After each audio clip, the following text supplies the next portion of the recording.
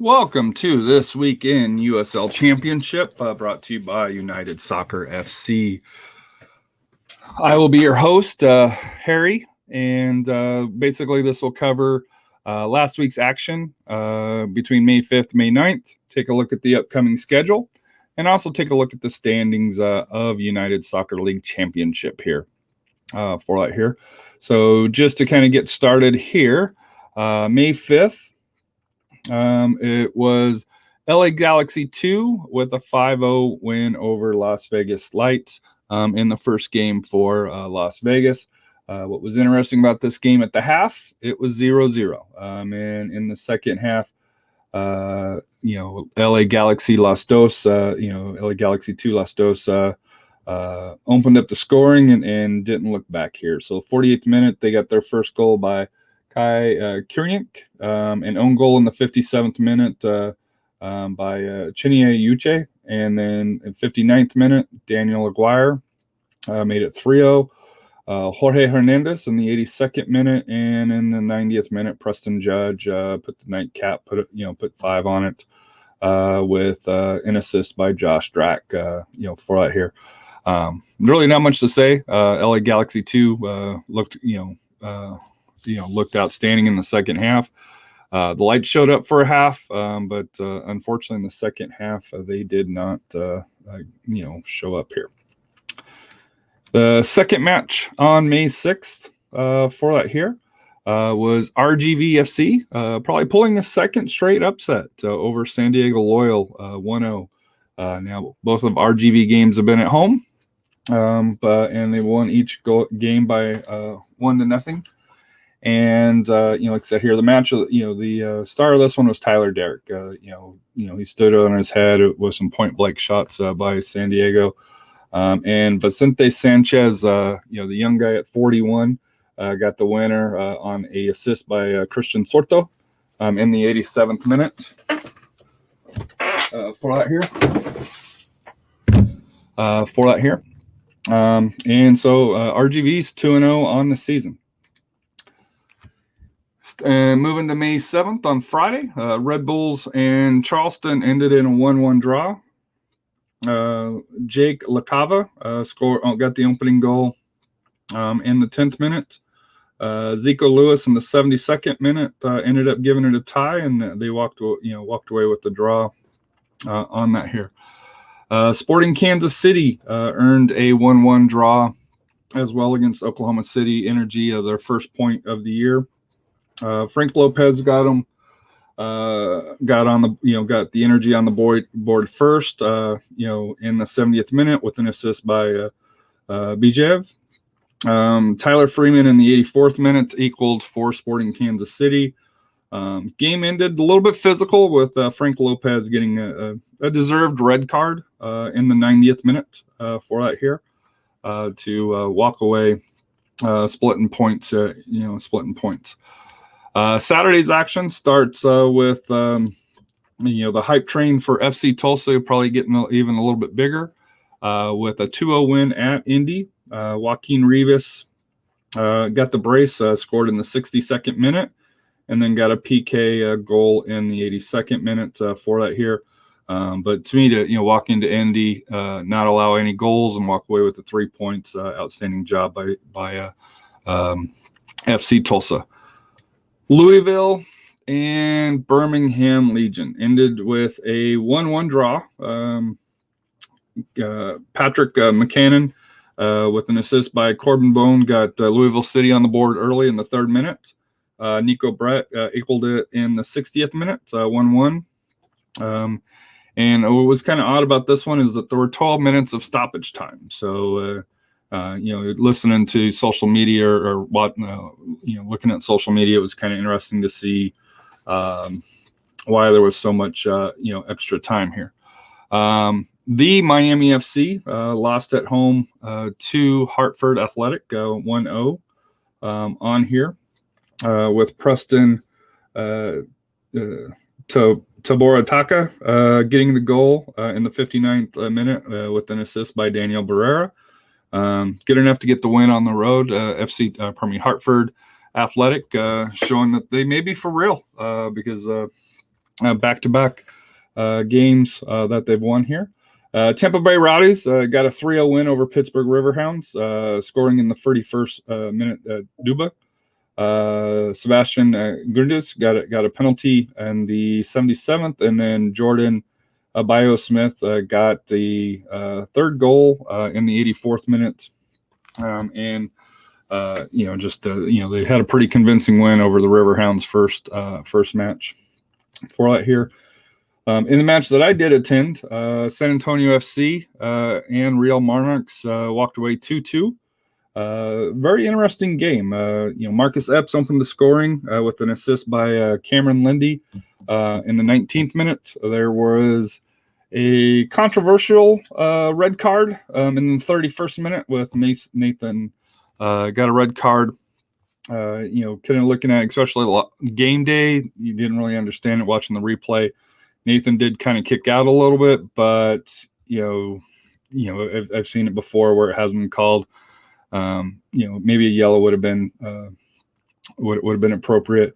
But San Antonio did push through with Emil Suelo getting a goal in the 44th minute, so they went up in half at 2-0.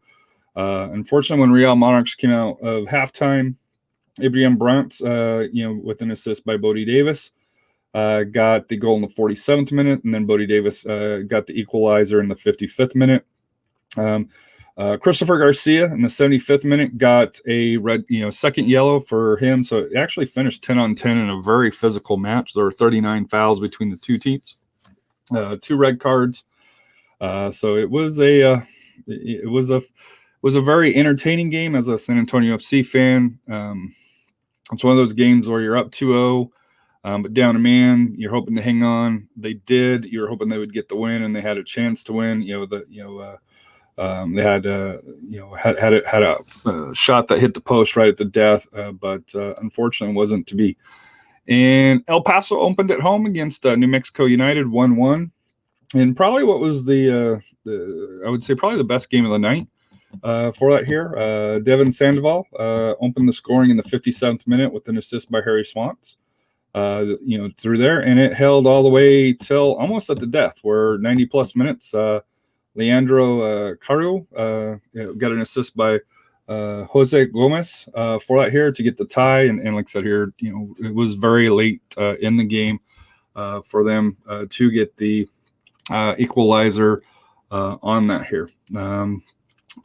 Phoenix Rising took care of Oakland Roots in their first game in USL Championship, 3-0. Solomon Sante opened his scoring as the 2-time defending MLS champion, 2-0. Sante Moore got an assist by James Musa to get the 2-0 lead in the 48th minute, and then Sante got his brace in the 68th minute for it here. But, it's the Oakland Roots welcome to USL Championship officially. Phoenix is a tough place to play. They're a great team. And then on May 9th, Tacoma Defiance got started, and they faced the LA Galaxy 2, who had 2 matches. This will be the second one for that here. LA actually opened up the scoring in the 78th minute with a goal. And then late, Tacoma Defiance got a penalty, which Sissoko scored to split the points here. So looking at where we are in the standings, in the Atlantic, the Rowdies, first place, 6 points, followed by Hartford Athletic, 6 points, Miami FC, 3.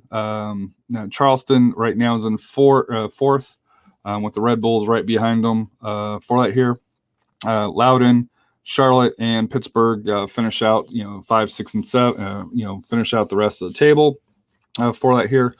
To me, the ones that kind of stick out here, Tampa and Hartford, 2 games played, perfect record so far. Miami FC's got the 3 points for that here. So it'll be interesting to see what, Charlotte can kind of rebound, Pittsburgh can rebound, from those opening losses here. Next up, we got the Central.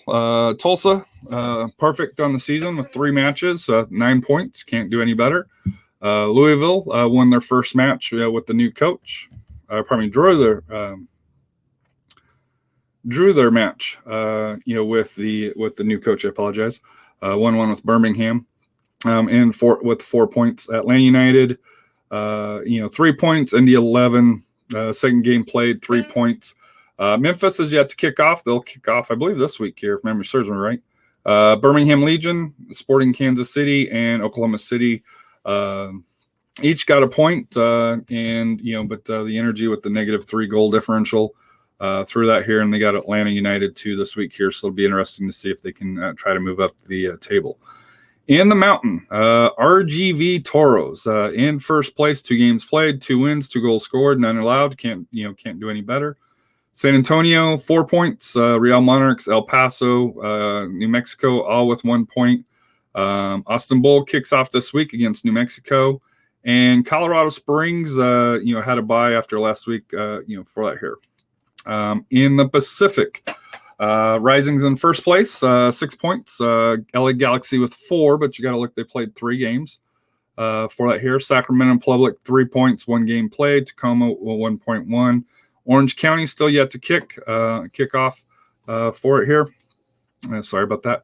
Oakland Roots, San Diego Loyal, and Las Vegas Lights. Lights are technically in last place because of the point differential. But San Diego Loyal's the one, actually probably in a worse position if you really look at it, because they played 2 games with no points and a -4 goal difference for that here. So this week here, we'll kick off tomorrow, May 12th, or today if you're listening to it tomorrow morning. Sacramento Republic will host Las Vegas Lights. On the 13th, Tacoma Defiance hosts San Diego Loyal. On the 14th, there's 4 games. You got Charleston Battery against Charlotte Independence.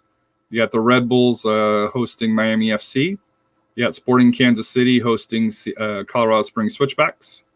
You got Real Monarchs in a nightcap hosting LA Galaxy 2, which I think will be very entertaining. On the 15th, you got Hartford Athletic hosting the Pittsburgh Riverhounds. Both of those teams finished 1-2 in the division that they were in last year, so expect some more fireworks between the 2 of them. Birmingham Legion host Memphis 901. From my understanding, there's still some pitch issues in Birmingham. It's Memphis's first game, so that should be lots of fireworks. Our rivals, and to me, in the big game of the night, last year's championship match, Tampa Bay Rowdies host Phoenix Rising. This will be on ESPN2, so if you can tune in and support that, please do.